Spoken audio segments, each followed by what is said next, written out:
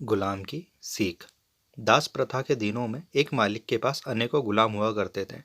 उन्हीं में से एक था लुकमान। लुकमान था तो सिर्फ एक गुलाम, लेकिन वह बड़ा ही चतुर और बुद्धिमान था।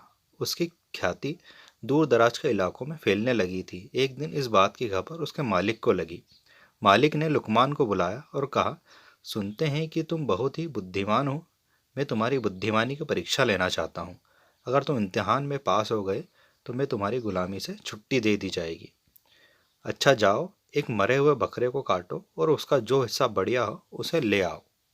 लुकमान ने आदेश का पालन किया और मरे हुए बकरे की जीभ लाकर मालिक के सामने रख दी।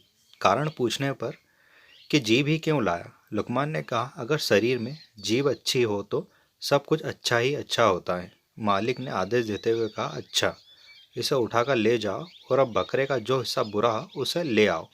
लुकमान बाहर गया, लेकिन थोड़ी ही देर में उसने उसी जीभ को लाकर मालिक के सामने रख दिया।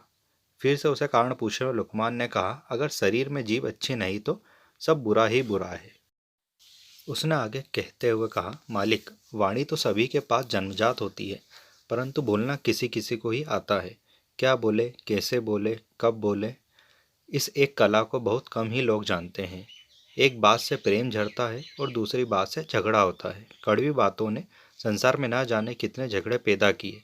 इस जीभ ने ही दुनिया में बड़े बड़े कहर डाले हैं।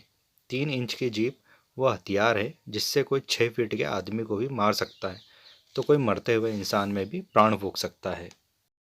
संसार के सभी प्राणियों में वाणी का वरदान मात्र मानव को ही मिला है। उसके सदुपयोग से स्वर्ग पृथ्वी पर उतर सकता है और दुरुपयोग से स्वर्ग भी नर्क में परिवर्तित हो सकता है। भारत के विनाशकारी महाभारत का युद्ध वाणी के गलत प्रयोग का ही परिणाम था। मालिक लुकमान की बुद्धिमानी और चतुराई भरी बातों को सुनकर बहुत ही खुश हुए। आज उनके गुलाम ने उन्हें एक बहुत ही बड़ी सीख दी थी और उन्होंने उसे आज़ाद कर दिया था। मित्रों, मधुर वाणी एक वरदान है जो हमें लोकप्रिय बनाती है। वही कर्कश या तीखी बोली हमें अभ्यस दिलाती है और हमारी प्रतिष्ठा को कम करती है। आपकी वाणी कैसी है? यदि वो तीखी है या सामान्य भी है तो उसे मीठा बनाने का प्रयास करिए। आपकी वाणी आपके व्यक्तित्व का प्रतिबिंब है, उसे अच्छा ही होना चाहिए।